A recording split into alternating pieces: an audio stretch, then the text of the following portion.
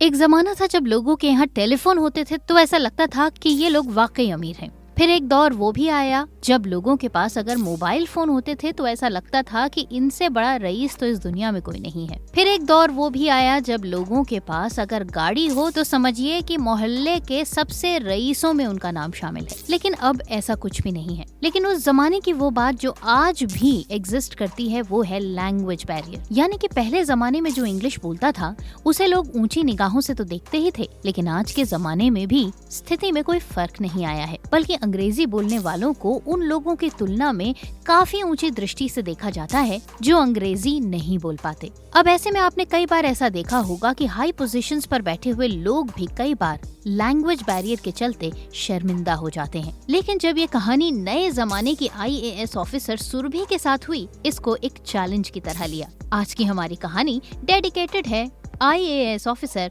सुरभि गौतम को, जिन्होंने हिंदी मीडियम से पढ़ाई की, लेकिन अंग्रेजी कमजोर होने की वजह से उन्हें लाइफ में कुछ हिचकोले भी खाने पड़े, लेकिन उन्होंने इन हिचकोलों का जवाब बखूबी दिया। सुरभि का जन्म सतना मध्य प्रदेश के एक छोटे से गांव अमदरा में हुआ। हालांकि उनके परिवार में शिक्षा को काफी महत्व दिया जाता था और उनके परिवार में भी लोग अच्छे खासे पढ़े लिखे थे, लेकिन बावजूद इसके परिवार में इंग्लिश बोलने का चलन नहीं था। सुरभि बचपन से ही पढ़ाई में तेज थी और ये बात उनके टीचर्स भी बहुत अच्छी तरह से तब समझ गए जब सुरभि ने 5वीं में मैथ्स के एग्जाम में 100 में से 100 नंबर ले लिए।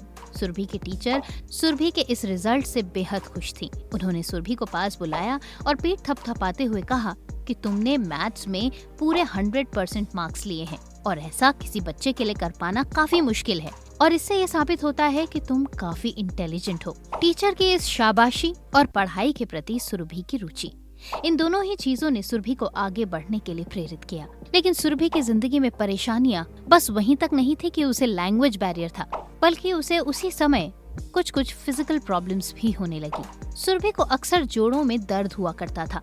शुरुआत में तो घर वालों ने इस बात को नजरअंदाज किया, लेकिन धीरे धीरे जब ये दर्द सुरभि के पूरे शरीर में फैल गया तो घर वाले इस बात को नजरअंदाज नहीं कर पाए, क्योंकि उस समय तक सुरभि बेड रिडन हो चुकी थी। सुरभि की तबीयत अब अक्सर खराब रहने लगी, लिहाजा उनके माता पिता को एक अच्छे डॉक्टर की तलाश थी जो सुरभि के सारी तकलीफों को दूर कर दे। लेकिन सबसे बड़ी समस्या ये थी कि सुरभि जिस जगह पर रहती थी वहाँ पर स्पेशलिस्ट डॉक्टर होने की उम्मीद करना न के बराबर था।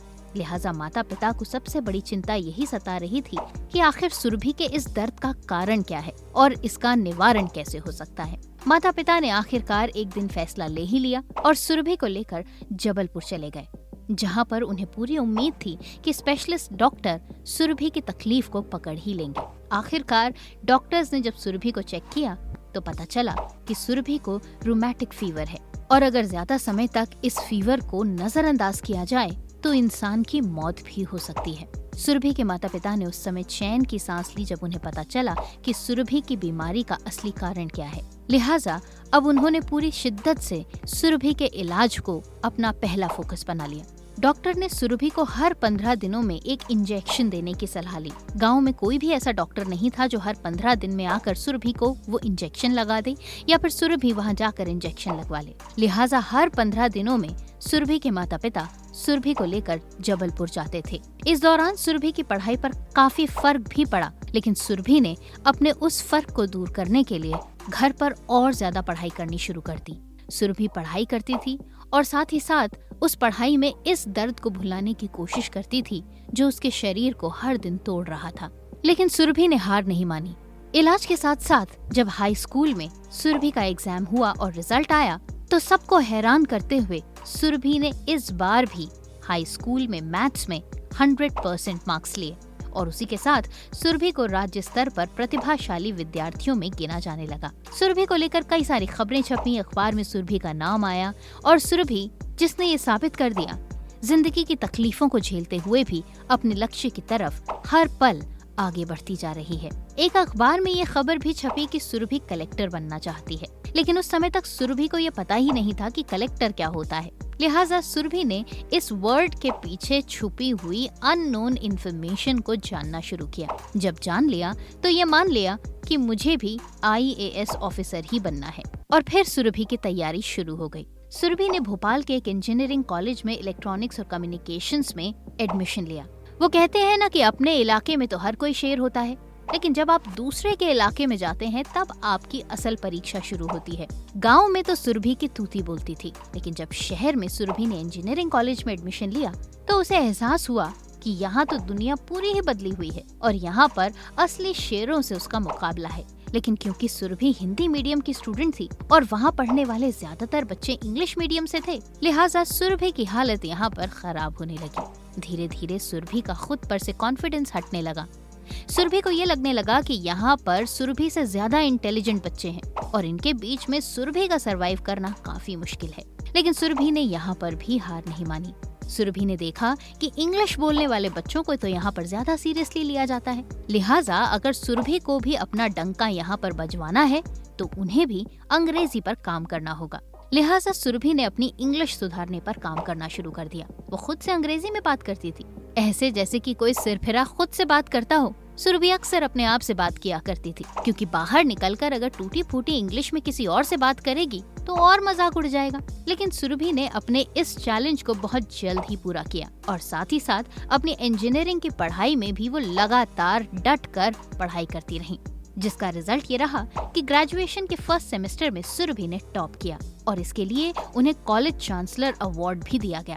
बस यहाँ से सुरभि की लाइट ही लाइट थी। सुरभि अंग्रेजी में भी सुधर चुकी थी और साथ ही साथ दूसरे सब्जेक्ट्स में टॉप करके वो अपनी क्लास की हीरोइन बन चुकी थी। सुरभि ने पूरी मेहनत के साथ बहुत जल्द अपनी ग्रेजुएशन कंप्लीट की और वहीं कॉलेज प्लेसमेंट के दौरान उन्हें TCS कंपनी में काम करने की पेशकश भी मिली। लेकिन सुरभि ने इस नौकरी को ज्वाइन नहीं किया और वो लगातार कंपटीशन एग्जाम्स की तैयारी करती रही। सुरभि ने बार, ISRO, GTE, SAIL, MPPSC, SSC, FCI और यहाँ तक कि दिल्ली पुलिस एग्जाम को भी अटेम्प्ट किया और इन सभी एग्जाम्स को क्रैक भी कर डाला। लेकिन सुरभि के मन में सिर्फ एक ही चाहत थी और वो चाहत थी IAS बनने की। और फिर आखिरकार साल 2016 में सुरभि ने UPSC में अपने पहले ही अटेम्प्ट में 50th रैंक के साथ UPSC की एग्जाम को क्रैक करके अपने उस सपने को हमेशा के लिए पूरा कर दिया जो उन्होंने उस समय देखा था जब उन्हें ये पता भी नहीं था कि IAS ऑफिसर होता क्या है। सुरभि ने उन लाखों करोड़ों बच्चों के लिए एक रोल मॉडल की तरह अपने जीवन को प्रस्तुत किया जो सरकारी स्कूलों से पढ़े हुए हैं, जिन्होंने हिंदी मीडियम से पढ़ाई की है और जिन्हें हिंदी के बाद जब इंग्लिश मीडियम में स्विच करना पड़ता है तो बड़ी स्वाभाविक सी तकलीफ और परेशानियां झेलनी पड़ती हैं। लेकिन सुरभि के इस एग्जाम्पल ने उन सभी बच्चों को ये कॉन्फिडेंस जरूर दिया है कि भले ही आपकी अंग्रेजी कम हो, लेकिन आपकी हिंदी बिल्कुल मजबूत है, आपके इरादे बुलंद हैं और आप सिर्फ लैंग्वेज बैरियर के चलते किसी से कम इंटेलिजेंट हैं, ऐसा सच नहीं है। तो ये था हमारा आज का वीडियो जिसमें हमने आपको IAS ऑफिसर सुरभि गौतम के बारे में बताया। वीडियो अच्छा लगा हो तो चैनल को सब्सक्राइब करना मत भूलिएगा, क्योंकि तभी आपको हमारे आगे आने वाले वीडियोस की नोटिफिकेशन मिलेगी। आज के लिए बस इतना ही। अगले वीडियो के साथ होती है आपसे बहुत जल्द दोबारा मुलाकात। तब तक के लिए नमस्कार।